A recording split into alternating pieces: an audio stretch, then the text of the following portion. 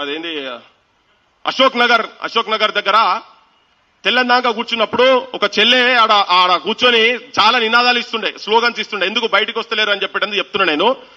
Slogans ఇస్తుంటే అమ్మాయి ఏంటంటే ఇంట్లో మీద డిపెండ్ కాకుండా ఇక్కడికి వచ్చి చిన్న నౌకరీ చేసుకుంటా సివిల్స్ ప్రిపేర్ అవుదామని చెప్పి ప్రిపేర్ అవుతా ఉండే.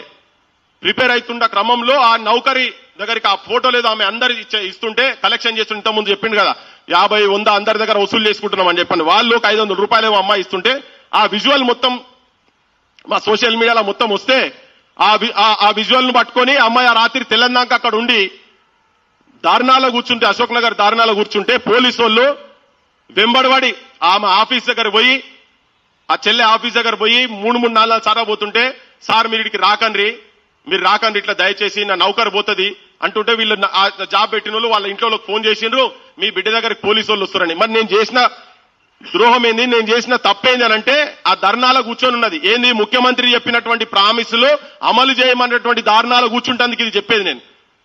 అయ్యింది ఆ అమ్మాయిని ఇంట్లోకి వెళ్ళి బయటికి రానియలేదు. నీ నౌకరొద్దు, నీ చదవద్దు, పాడొద్దు, నీకు పెళ్లి చేస్తామని ఇంట్లో కూర్చోబెట్టిండ్రు. ఒక 15 రోజుల కింద అనుకుంటా, 15-20 రోజుల కింద ఆ పిల్ల ఇప్పుడు నాకు ఢిల్లీ పోయిన చెల్లెతో మాట్లాడుకుంటూ చెప్పిందంట, మీ తల్లిదండ్రులు మిమ్మల్ని ఎంకరేజ్ చేస్తున్నారు, మా ఇంట్లో నన్ను ఇంట్లోకి వెళ్ళి రాణిస్తలేరు, నీ పరీక్షలు వద్దు, నీ నౌకరొద్దు, అది అని చెప్పని అంటున్నారు, నాకేం చేయాలో అర్థమైతలేదని మానసికంగా ఇబ్బంది పడి మీ అందరికి చెప్తున్నా ఏంటంటే ఆత్మహత్య చేసుకుని చనిపోయింది. ఇది నా దగ్గర ఫోటో ఉన్నది, తన ఫోటో ఉన్నది, బయట సమాజానికి తెలియనీయకుండా క్లోజ్ చేసి పడేసిండు.